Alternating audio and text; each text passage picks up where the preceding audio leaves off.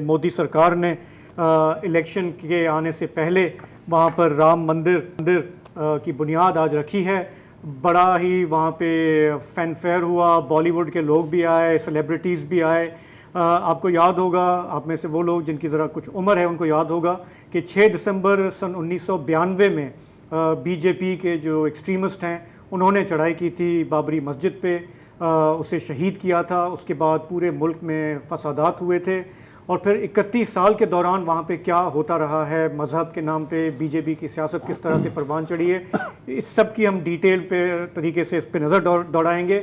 लेकिन आज की जो डेवलपमेंट है, भारत के जो ज़ाहिर जो नेशनलिस्ट हैं वो इसे सेलिब्रेट कर रहे हैं। कुछ वॉइसेस वहाँ पे ऐसी हैं जो परेशान भी हैं कि मुल्क में जो मुल्क सेक्युलरिज्म की बात करता है, डेमोक्रेसी की बात करता है, वो किस तरफ जा रहा है।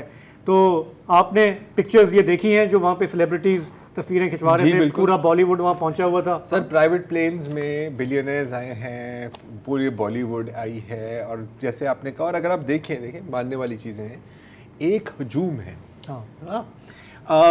बीजेपी का बड़ा एक क्लियर मकसद रहा है, इस पर हम अभी तफसील में वसत भी इसकी टाइमलाइन बताएंगे कि एक परचम तले कम अज़ कम भारत के हिंदुओं को मुत्तहद करें, एक करें। मेरा ख्याल है कि उसमें वो तकरीबन कामयाब ही हो गए हैं।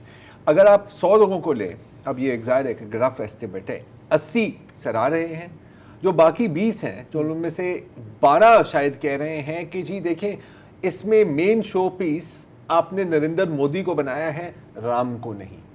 ये मसला नहीं है कि ये होना चाहिए था या नहीं होना चाहिए था, इस पर बहस है कि यार क्या इस तरह होना चाहिए था या नहीं। मतलब वाइडर इशू पे कंसेंसस मेरा तो ख्याल है कि इवन ऑपोजिशन जो है, अच्छा ऑपोजिशन भी अपोज नहीं कर सकती, क्योंकि इसको अपोज करना है मतलब कि आप राम को अपोज कर रहे हैं, मतलब कि आप एंटी हिंदू हैं। तो ये मोदी सरकार का जो प्लान था, ये जो पूरा स्टंट था, उसमें वो नहीं थे, वो पहले जाके वहां से होकर आ गए, पहले होकर, लेकिन होके तो आ गए। हाँ, ताकि दिखाने के लिए कि जी हम बिल्कुल इससे। लेकिन जो एजेंडा है वो मेरा ख्याल है कि 100% कामयाब है। ये भारत है और ये एक हिंदू राष्ट्र है और इसको तस्लीम कर लेना चाहिए, ऐसा ही है। अभी देखिए, आंखें बंद करने से अंधेरा तो नहीं छा जाता ना। मोदी जी की तकरीर सुनी आप? मैंने नहीं देखी, आई वाज ट्रैवलिंग। उसमें कुछ जुमले हैं बड़े, वो उससे आपको अंदाज़ा हो जाएगा कि हवा का रुख किस तरफ जा रहा है। उन्होंने कहा कि ये जो पल है आज का, ये सदियों के इंतज़ार के बाद आया है, इस पल को खोना नहीं है। ये भारत के एक नए अहद का आगाज़ है। हमें अगले 1000 साल के भारत की बुनियाद रखनी है। यार ये बड़ी सुनी सुनाई बात है, 1000 ईयर राइख। हाँ, याद है आपको 1000? ये देश सदियों की गुलामी की जंजीर तोड़ के आज निकल आया है। ये तकरीर तो खासी तफसील थी, लेकिन उसमें जो जुमले हैं, तारीख़ी जुमले, वो ये हैं। अच्छा, आप शायद जानते हो, एक भारत के बहुत ही वरिष्ठ जाने माने तजियाकार हैं प्रताप भानु मेहता जनाब, उनका भी एक आर्टिकल जो है वो इंडियन एक्सप्रेस में है और उस पर भी बड़ी बात हो रही है।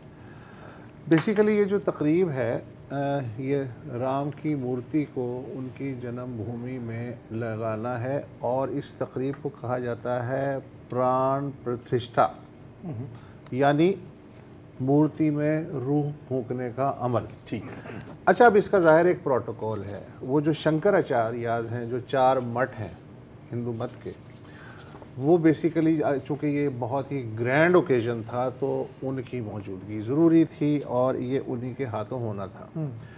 उन्होंने बाइकआउट किया। उनको छोड़ें आप, कांग्रेस वांग्रेस तो कोई कुछ नहीं बेचते, तो अपनी जगह। 4 जो मठ हैं, यूँ ही समझ लें कि जैसे 4 आयतुल्ला हैं।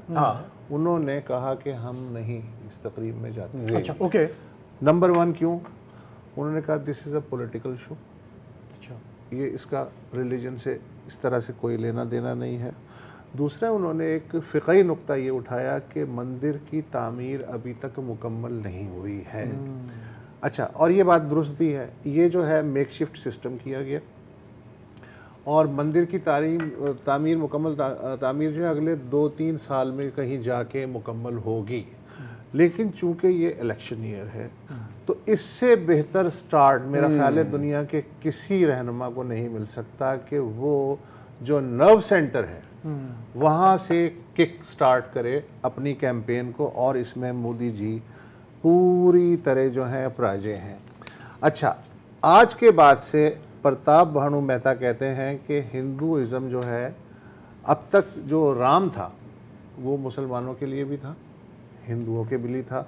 आप पूरी शायरी उठा के देख लें उर्दू की, नज़ीर अकबर आबादी से लेके इकबाल तक सब ने राम पे उनकी तारीफ़ में कलाम कहा है, बल्कि इकबाल ने तो उन्हें इमामुल हिंद भी कहा है। पार्टीशन से पहले जो एक गंगा जमनी जो एक तहजीब का एक वो एक्सप्रेशन था, उसके अंदर रहते मतलब एक इंक्लूसिविटी थी ना। हाँ, मतलब राम सबके थे। राम की जो शख्सियत थी वो एक नर्म हो, मोहब्बत करने वाले, आप उनकी अगर पूरी तारीख पर्सनल उसमें कथा में भी जाएं तो दुखों से भरी हुई तारीख है, पूरी उनकी हिस्ट्री है, बिन बास और फिर वापस अयोध्या आना, वो एक तवील मामला है। तो उस लिहाज से वो दोनों जो बड़े मज़ाहिब थे बरे सग़ीर के लिए, उनके लिए काबिल कबूल थे।